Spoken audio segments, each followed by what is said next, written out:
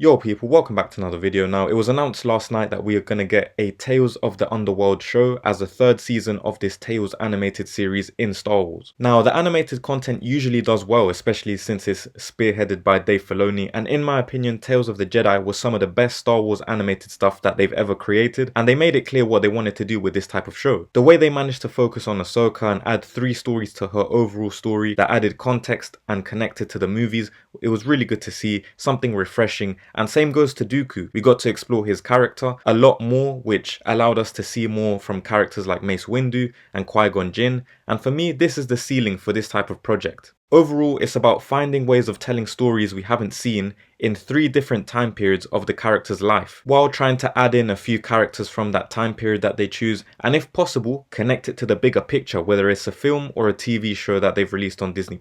But overall, 6 episodes for Tales of the Jedi that were really relevant and really interesting for the characters. However, then we got Tales of the Empire, and this was quite disappointing because Star Wars animated usually doesn't do this bad. We got 3 stories regarding Morgan Elsbeth, a character that no one really cared about. I will say though, they did a pretty good job, but had we gotten these 3 episodes before seeing her die in the Ahsoka show, then it would have added a lot more context to that show in itself, and people would have cared more about her character. But the fact we got it after she died in the show was pretty annoying. Then we got 3 episodes about Barriss Offee, who I was actually hyped about because we could finally see what happened to her character after she got arrested in the Clone Wars and after she set up Ahsoka. Because let's not forget, for years there were theories about her. What if she became an Inquisitor? What if she faced Ahsoka again? What would happen in that scenario? And in the end, they gave us none of that. She joined the Inquisitors for 1 episode, then left the next episode, and they just destroyed her character and wasted all the potential that was there from all these theories that fans had for years. Now, as for this new Tales of the Underworld, I think they've picked the best 2 characters that they could regarding this theme. These are 2 characters that are more loved than a Barriss Offee, for example, and have more stories to flesh out that people actually care about compared to a Morgan Elsbeth. Overall, unless they assassinate their characters, I don't see how this show fails, and if we could get them to connect to other events we've seen, then this could reach Tales of the Jedi levels. One thing to quickly point out is, funnily enough, both of these characters had arcs in the Clone Wars which got deleted, which included Ventress with Quinlan Vos in some sort of Dark Disciple story,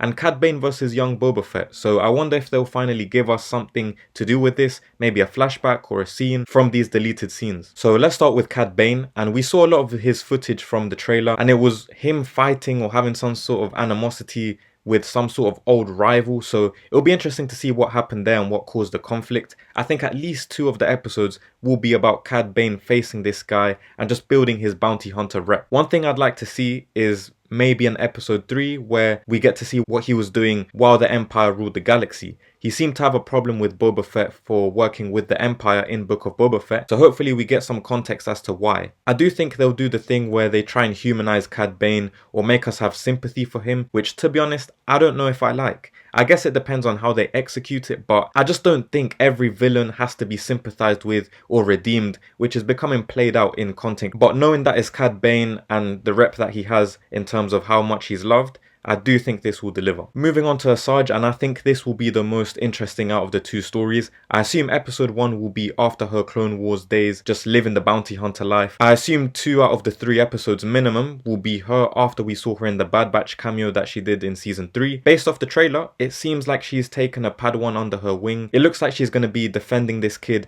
as he gets chased down by Inquisitors and the Empire, and it will be pretty interesting to see if she's sympathetic to the Jedi or she still doesn't like them, but she's defending this kid, which reminds her of her master, so she will see it as a sort of calling to do the same for this kid, the same way her master protected her. Now, this timeline allows us to connect to a few different characters depending on where exactly the episodes take place after Order 66. Bad Batch season 3 is around 2 years after Order 66, so I assume whatever we get in terms of after Order 66 will be after this show, and if that's the case, we could get characters like Rex, the Bad Batch, maybe a young Kanan, a young Hera, maybe a young Cal Kestis. But the one I want to see the most is Quinlan Vos. I wonder if they'll address the whole incident from the Dark Disciple book where she allegedly dies. Maybe they start to connect Asajj Ventress to the Crimson Dawn and Darth Maul, which would be pretty cool to be honest. And who knows, maybe episode 3 or the later episode will take us further into the future and more into the Andor, Obi-Wan Kenobi show time period. Basically, there's a lot that they could do here, especially in terms of tie-ins with the Empire, with different characters we've seen, with Disney Plus shows. all of that stuff. But yeah, there is a lot of potential and a lot of things that they could do with these stories. Let me know what you think down below in the comments. What do you make of this whole Tales of the Underworld? Do you like the characters that they've chosen?